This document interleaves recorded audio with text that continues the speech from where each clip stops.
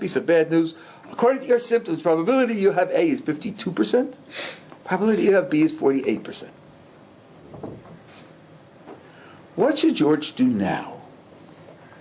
Should he say, listen, this is life and death. This is life and death. There's nothing bigger than life and death. I can't make a decision on the basis of 4%. I need at least 80%, for life and death. So I won't do anything. That's not right, because then for sure he'll be dead in 6 months. Let's try again. No, of course I have to take one of the cures. That would be silly just to do nothing.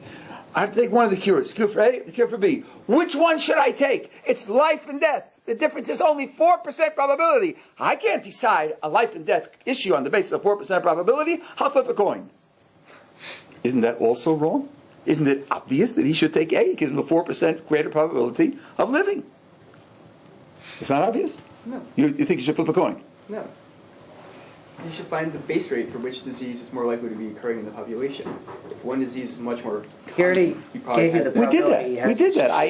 He asked the doctor, what is the probability that I have my symptoms fit this disease. Correct. Let's say he has cancer. The options are cancer or AIDS.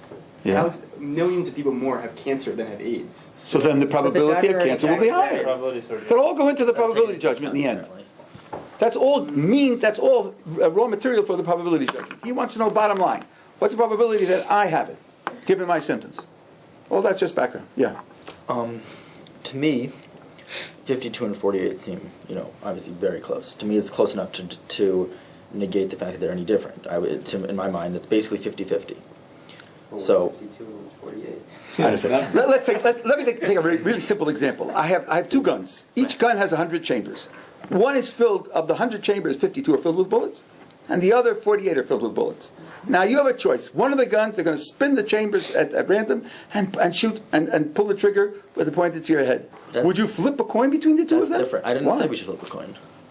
Well, would you say that difference doesn't matter? Surely you'd pick the 48. You wouldn't pick the 52. No. I think the gun... It's the same. No, it's not. Because one, you're absolutely guaranteed death if you spin the barrel of the 52 filled gun. No, you're not. You're going to spin it at random and pull the trigger once. Yeah, same percentage. They both have 100. They both have 100, except that one has 52 filled, the other has 48 filled. Surely you'd pick the 48. You wouldn't pick the 52. An argument. Right? The fact that 4% wouldn't say I should do it randomly, so they not pick the 52. You have a 4% better chance of living. Wouldn't you go for the 4%? You wouldn't say, living life and death is so big a consequence, I won't use the 4%. Nobody would say that. Seems to me. Okay, so that being the case, the size of the consequences do not dictate the way in which you make the decision. Even a very small change in probability is going to justify choosing the option with the higher probability, even if the consequences are life and death. Yeah. But there could be different consequences for different choices. For example, say you're choosing between Judaism and Christianity. With Christianity, say there's a 5% chance Christianity is true, or Catholicism is true, 95% chance Judaism is true, but the consequence for assuming that Christianity is false is burning in hell for eternity, which is much worse than the consequence if Judaism is false and you go with Christianity. So then you should go with Christianity. Maybe so, but that doesn't affect my point. My point was only, does the size of the consequence change whether or not the criterion should be probability, assuming the consequence is the same? Right. That was my point, right? Number one. Number two, what you're referring to is Pascal's wager, and I don't use Pascal's wager because I think there are infinite payoffs even if there's no religion at all. In Pascal's wager, this is a specialist comment, in Pascal's wager using subjective probabilities, subjective values. Pascal's wager is based on subjective values, and even an atheist can have infinite subjective values. So I don't use it in my argument, and it's entirely separate. Pascal's wager means you get the conclusion without any evidence at all. My argument is that you have to rely upon sufficient evidence. My question is, how much evidence is sufficient? So I'm worlds away from Pascal's wager. Okay, back to work. So now there's another, but nobody, you're thinking critically, but you didn't get the real weakness in the argument. The real weakness in the argument is this. I made an assumption implicitly that the cost of the cures is equal. Because I didn't say anything about the cost of the cures. I live in a country with socialized medicine, so the cures are basically free. But what if it isn't equal? What if the cure for A, which is the one I more likely have, and it's a surefire cure. What if the cure for A costs money, and the cure for B is free? Now, you could vary the cost. $1,000, $10,000, $100,000, $1 million, $10 million, $100 million. Might one not say, well, yes, it's true. If I take the cure for A, I have a 4% greater probability of living, but not if it's very expensive. If it's $10 million, $100 million, I wouldn't pay $100 million for an extra 4% probability. Now here I find, when I ask people this question, that they divide. Some people say, you got to be crazy. What good is $10 million if you're dead, right? You can't spend it if you're dead. So sure, you should be able to give up as much money you can possibly get your hands on in order to get the 4% extra probability of staying alive. If that's the way you feel, then you're on my side. Probability is the only criterion. You might starve to death having to pay that much money. Well, okay, then you're not gaining anything by paying the money, right? We're talking about producing life as a result. Yeah. But now, what about other people? Do other people feel, no, there is a cutoff point. There's a price I wouldn't pay for even the 4% probability of living. If so, the question will arise in our case. Let's say I show you that the evidence that Judaism is true is superior to the evidence for any other alternative. Still, one might say, what about the cost of living a Jewish lifestyle? Wouldn't the cost, the loss of opportunities, the pain, the frustration, be great enough to be a price that I wouldn't be willing to pay for a 4% greater probability of truth?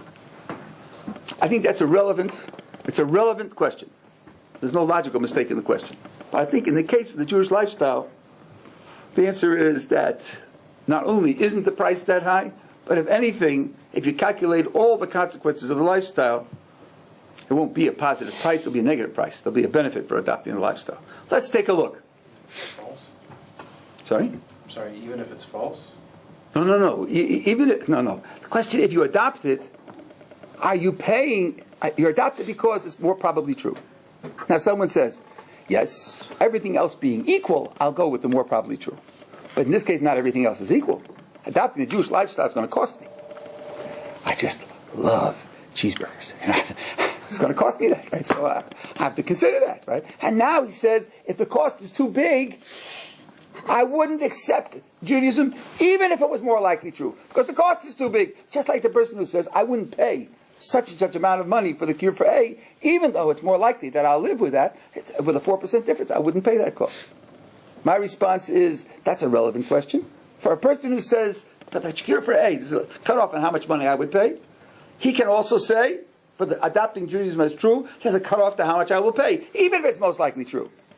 Now the question is whether there's an anticipated cost for adopting the lifestyle that would sustain that feeling.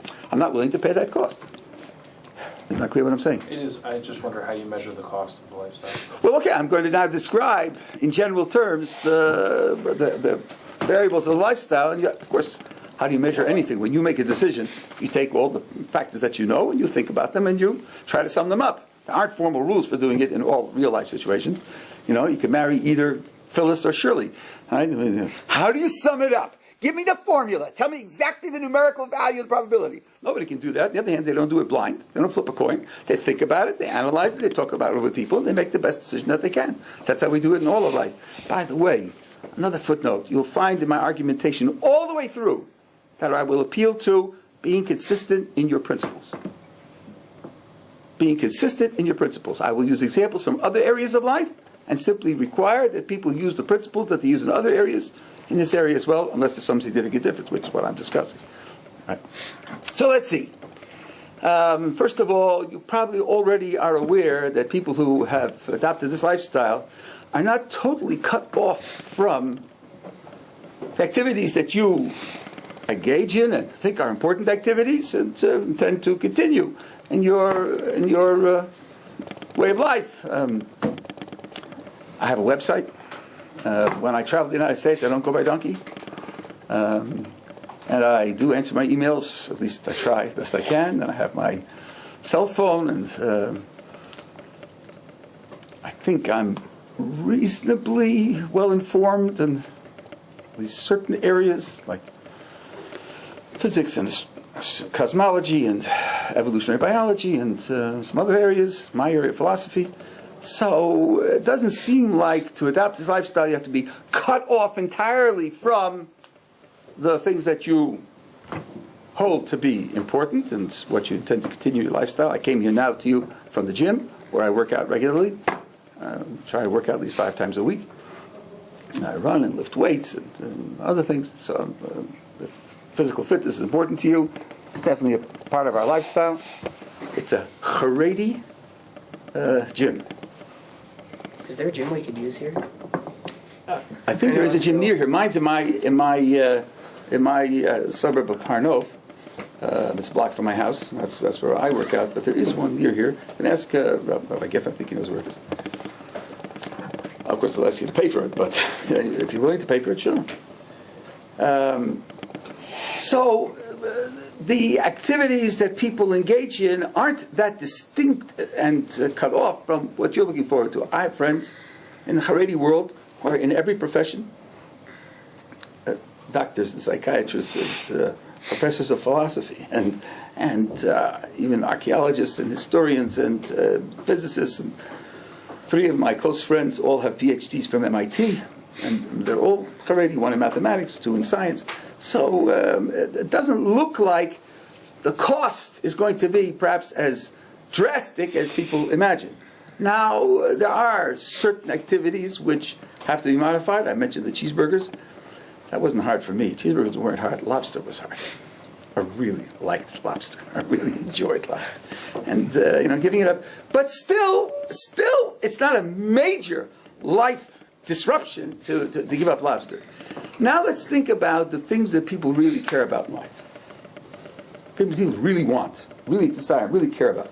Let's take a successful marriage. Well, take a look at the statistics. If the divorce rate is 50% in the general population, and it's 10% in the Orthodox population, then that's a gigantic advantage that this population has with respect to divorce. Divorce is murder. Divorce can wreck your life for years and deprive you of what you've worked on and built on, trying to create for yourself. So, of course, we're all aware that when people get married, each person that gets married says, I know divorce happens to other people. It's not going to happen to me. The trouble is, every one of the ones that divorced also said, it's going to happen to other people. There's no guarantee that it won't happen to you. So if you're looking for a benefit, that's why I talk about negative cost. Here's a benefit, anticipated benefit. What about relationships in families? When I was a child, I didn't grow up in a religious home, and I put my parents through a lot. When I think of the relationships that I have with my children, I certainly don't deserve it. I certainly don't deserve it. And it's a matter of immense joy that I have surrounding me continuously. My parents didn't have that. We talk about community commitments to one another.